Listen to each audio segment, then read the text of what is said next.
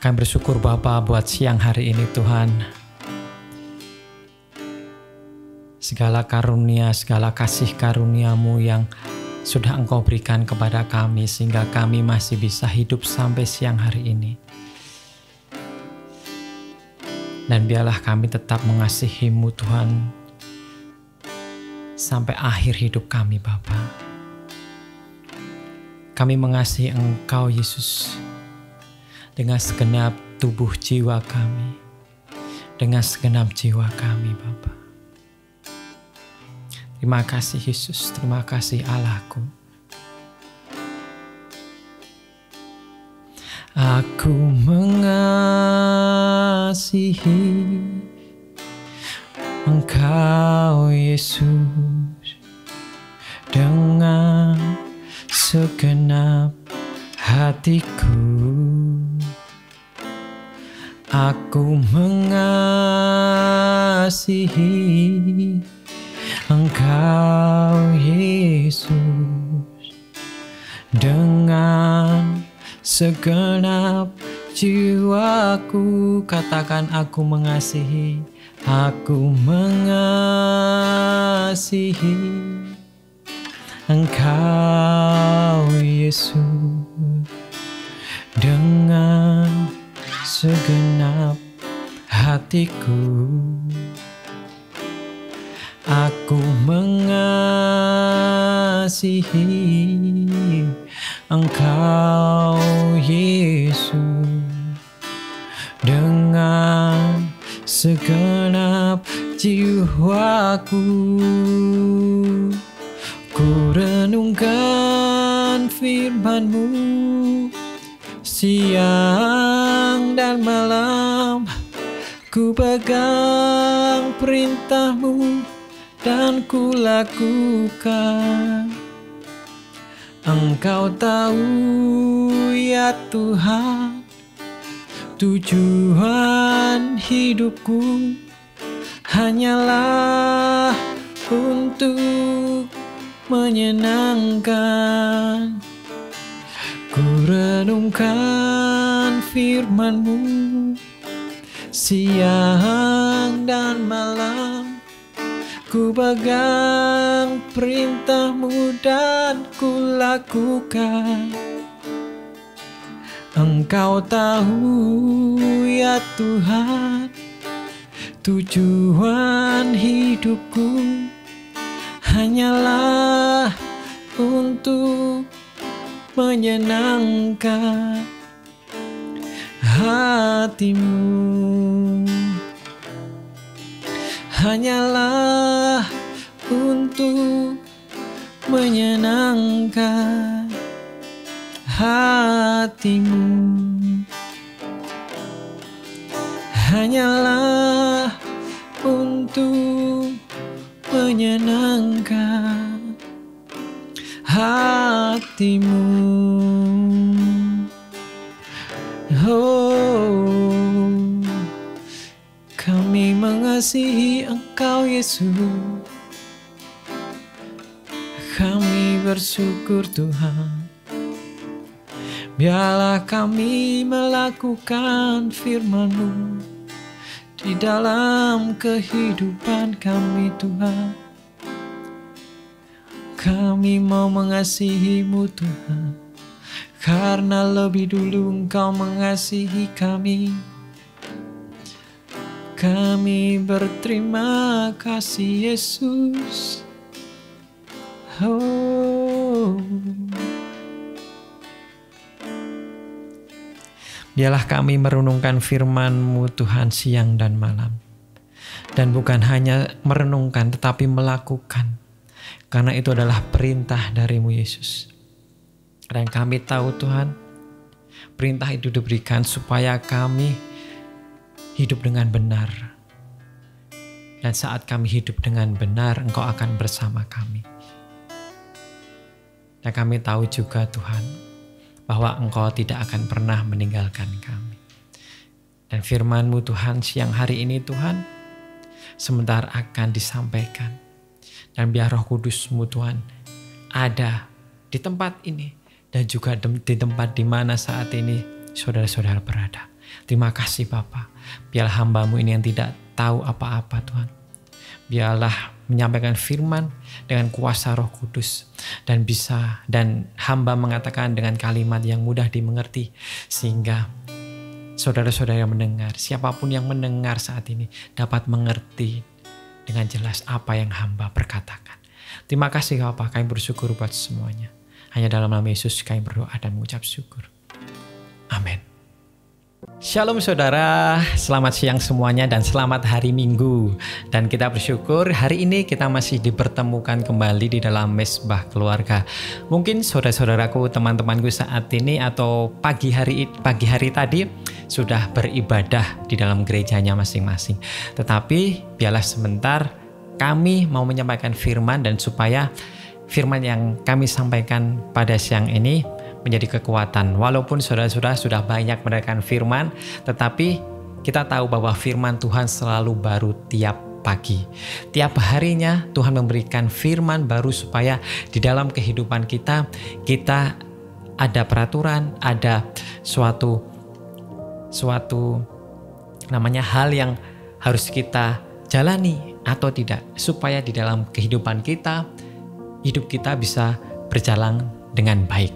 Dan terima kasih juga sudah teman-temanku, saudara-saudaraku sudah like dan subscribe di channel ini. Kami bersyukur dan terima kasih yang sebesar-besarnya. Dan siang ini kita mau belajar bahwa kami membentuk Mesbah Keluarga ini dengan dasar supaya firman Tuhan diberitakan sampai ke penjuru dunia. Dan yang pasti dengan namanya Mesbah Keluarga pastilah banyak berhubungan dengan keluarga. Dan hari ini saya mau membahas tentang bagaimana hubungan antara keluarga. Dan yang pasti setelah keluarga kita berjalan ataupun keluarga kita mempunyai firman di dalam rumah tangga kita, pasti hubungan kita dengan Allah kita, dengan Yesus Kristus pasti juga berjalan dengan baik. Nah, kita mau baca firman Tuhan sebagai dasar firman pada siang hari ini di dalam Kolose 3 ayat 18 sampai ke 25. Kolose 3 ayat 18 sampai ke 25. Hubungan antara anggota-anggota rumah tangga. Hai istri-istri, tunduklah kepada suamimu sebagaimana seharusnya di dalam Tuhan. Hai suami-suami, kasihilah istrimu dan janganlah berlaku kasar terhadap dia. Hai anak-anak, taatilah orang tuamu dalam segala hal, karena itulah yang indah di dalam Tuhan. Hai bapak-bapak, janganlah sakiti hati anakmu, supaya jangan tawar hatinya. Hai hamba-hamba, taatilah Tuhanmu yang di dunia ini dalam segala hal. Jangan hanya di hadapan mereka saja untuk menyenangkan mereka, melainkan dengan tulus hati karena takut akan Tuhan. Berhenti di situ dulu. Nah, yang lagi booming ini, mungkin teman-teman juga mengikuti bahwa KDRT di dalam rumah tangga. Dan firman Tuhan sudah menjelaskan dari sebelum ada KDRT di dalam dunia sekarang ini, mungkin zaman dahulu sudah ada. Tetapi dikatakan bahwa hai suami-suami, kasihilah istrimu dan janganlah berlaku kasar terhadap dia. Dan apalagi di dalam dunia ini sekarang ini banyak sekali rumah tangga yang mengalami KDRT. Sebetulnya bukan hanya KDRT yang dilakukan oleh suami ke istri ke suami juga ada. Saya juga pernah melihat berita postingan-postingan bahwa sang istri ini memukuli atau melempar barang terhadap suaminya dan suaminya tidak membalas karena saya nggak tahu juga alasannya kenapa. Mungkin dia tahu firman Tuhan mungkin kali ya, bahwa seorang suami harus mengasihi istrinya. Dan lepas dari itu kita tahu bahwa di dalam firman Tuhan sebelumnya dikatakan bahwa istri harus tunduklah kepada suami sebagaimana seharusnya di dalam Tuhan. Memang seperti itu yang dikatakan Tuhan. Dan kita tahu bahwa kenapa ayatnya nggak dibalik. Hai suami-suami, tunduklah kepada istrimu. Istri-istri, kasihilah suamimu. Kenapa tidak dibalik seperti itu firman Tuhan? Karena memang Tuhan sudah tahu apa yang akan terjadi di dalam masa yang akan datang, bahwa istri-istri sekarang semuanya tuh pintar, dalam arti bahwa pintar mencari uang, pintar mencari tambahan penghasilan. Dan kita tahu juga bahwa sekarang istri-istri mendapat penghasilan yang lebih dari suaminya. Dan dengan status seperti itu, jadi istri-istri mungkin dengan penghasilan lebih banyak, mungkin dengan statusnya mungkin lebih, bukan status di dalam rumah tangga ya, mungkin statusnya dalam pekerjaan, mungkin suami hanya sebagai staff, istri sebagai manajer ataupun direktur. Dan bisa dikatakan bahwa dia mempunyai penghasilan yang lebih banyak daripada suami, dan pada saat di rumah dia tidak menjadi terkendali, dalam arti berbuat seenaknya ataupun tidak tunduk terhadap suami, karena istri ini mempunyai segala apapun yang dia miliki. Harta dia bisa beli, barang-barang dia bisa punyai dengan gaji yang mungkin dia dapatkan. Tetapi mari kita kembali ke dalam firman Tuhan, bahwa setinggi apapun jabatanmu di dalam pekerjaan, sebanyak apapun penghasilanmu di dalam pekerjaan, tetaplah tunduk terhadap suamimu. Dan itulah yang dikatakan firman Tuhan. Dan suami-suami juga jangan hanya memberikan uang kepada istri-istrimu, tetapi juga berilah, kasih sayang terhadap istrimu. Karena segala bantuan yang dilakukan oleh suami terhadap di dalam rumah tangga, mungkin membantu mengepel, membantu mencuci, terus yang pasti bantulah istrimu di dalam rumah tangga. Apabila istrimu tidak bekerja ataupun sebagai ibu rumah tangga pure, dan walaupun istrimu juga bekerja, tetap kasihilah istrimu. Jangan hanya digelontorkan uang saja, cuma sekedar itu saja. Tidak seperti itu. Seorang wanita membutuhkan kasih sayang dari seorang laki-laki, ataupun seorang istri membutuhkan kasih sayang terhadap suami. Perhatian, pelukan, itu yang dibutuhkan istri. Maka dari itu firman Tuhan berkata seperti itu. Karena jangan terbalik ya, tetapi suami-suami harus mengasihi istrinya, dan istri harus tunduk kepada suami. Anak-anak, taatilah orang tuamu dalam segala hal. Dalam segala hal. Kita tahu banyak juga orang tua sekarang ini yang tidak care terhadap anaknya.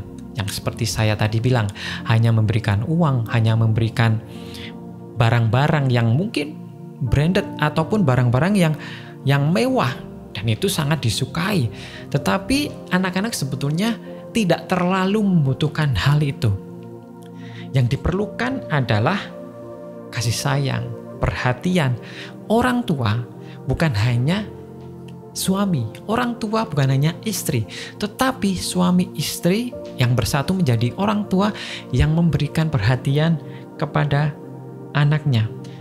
Supaya apa? Supaya indah segala sesuatunya di hubungan rumah tangga.